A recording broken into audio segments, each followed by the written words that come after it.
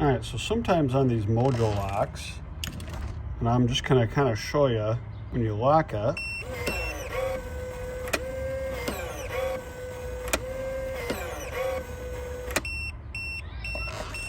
So you can see it from all the beeps, it wasn't lined up. So I'll show you, you'll see this lock is springy. So a few things to check. Firstly, if you hit this lock button,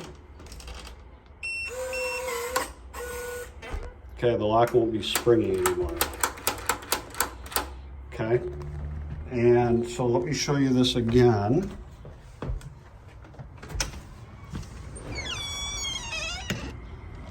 So now let's say you're trying to lock or unlock it and it's getting caught.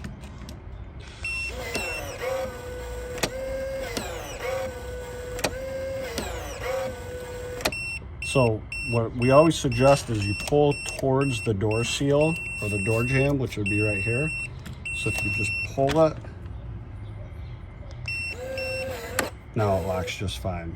And you can do that in the opposite direction. If you're trying to unlock it, just grab the handle with one hand, pull it in, or push it out a little bit, and it'll work. Thank you.